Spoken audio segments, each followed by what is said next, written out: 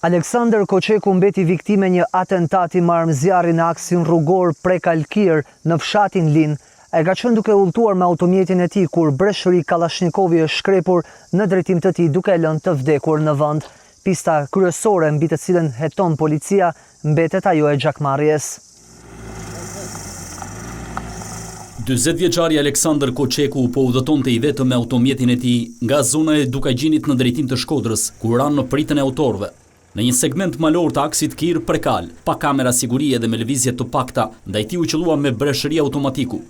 Një karikator Kallashnikovi u zbraz mbi automjet duke i shkaktuar vdekjen e menjëhershme. Ndërkohë, detajet e reja kanë dalë në dritë lidhur me ekzekutimin e 40 vjeçarit.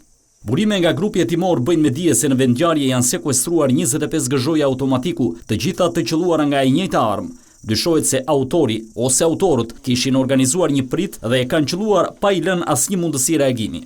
Trupi i pajet u zbulua nga një kalimtar i rastësishëm, i cili pa automjetin me 40 vjeçarin brenda dhe njoftoi menjëherë policinë. Të afërmit pohojnë se familja Koçeku jetonte prej vitesh me frikën e gjakmarrjes. Aleksandër Koçeku ishte vëllai i Artan Koçekut, i cili po vuan dënimin për vrasjen e Angelin Shkamit në dhjetor të vitit 2017. Këna konflikt si e dini edhe ju përshalë, se nga këna njën burë për jatë punë, si ka pas i zhak bërë që dikuj. Si e dini edhe ju, thëmë. Dhe të gjithë kush përshalë. Për të të gjënë së di. Si pas dosjes hetimore të vitit 2017, konflikti kishte nisur për një borxh prej 40.000 eurosh, por ishte përshkallëzuar edhe për shkak të një çështjeje nderi. Në atë kohë, Angelin Shkami dyshohet se kishte krijuar lidhje intime me motrën e vëllezërve Koçeku, ndërkohë që ishte i fejuar me një vajzë tjetër. Për kryerjen e asaj vrasjeje, Artan Koçeku kishte përfituar leje nga burgu i Peqinit ku ndodhej i arrestuar për një tjetër vepër penale dhe kishte organizuar takimin me viktimën përmes rrjetit social Facebook.